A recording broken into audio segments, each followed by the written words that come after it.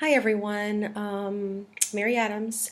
I was thinking about the questions this week about in the reading about making teachers and teaching visible and the Twitter account. I have had a personal Twitter account for a while. Hadn't used that much. I've had a professional teaching Twitter account. Again, I hadn't used that much either. We were encouraged at our school level to start one, and I had posted a little bit, but never really used it.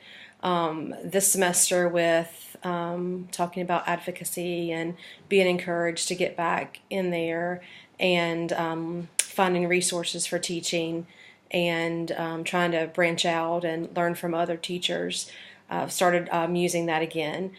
I think one of the reasons why I haven't, it goes back to what we read this week about how for years we were told that good teachers really just stuck in their classrooms and did the work behind the doors and just stuck with students and teaching those and not really weren't supposed to be political and be advocates. But I think the times have changed now with everything that we see with teacher pay and teacher working conditions and student working conditions and equality and equitable resources across the board. I think it's definitely time that we as teachers stand up for what is right and what is fair and make sure that all students have the best education possible, no matter if they're in a rich county or in a county that has less resources.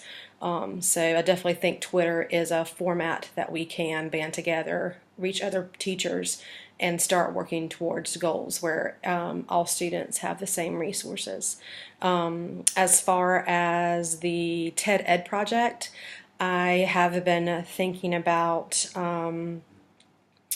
I've been reading a book, actually. It's called I Wish My Teacher Knew by Cal Schwartz. And it's stories about learning really who our kids are and what their backstories are. And we talked a couple of semesters ago about kids really don't want to know what we know and can teach them until they know that we care. And that really goes back to what Renee and her story in the chapter this week was talking about. And she said on page 73, she was talking about that she takes time to figure out where her kids are coming from, both literally and figuratively, because some of them have to figure out and work, to help elderly parents. They're helping maybe their parents with younger siblings. They're working, jobs to help support the family. And we need to know that what circumstances are going on at home. So maybe they don't have time to do their homework, and it's not because they don't want to do their homework, but maybe the time's not there.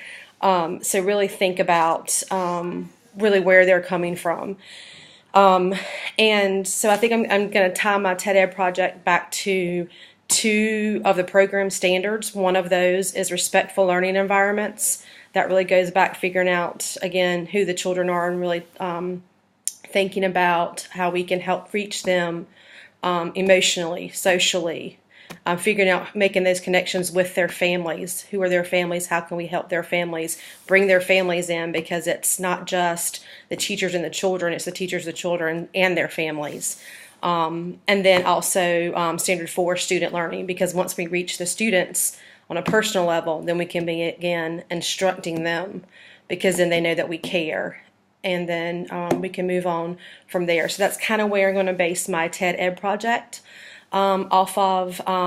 Hopefully use Twitter to find those other educators that also have the same viewpoints maybe as I do about reaching children on a personal level and then moving forward. So I look forward to seeing what you guys have thought about how to use Twitter and reaching out and seeing what you guys are planning for your projects. So looking forward to hearing from you guys. Bye.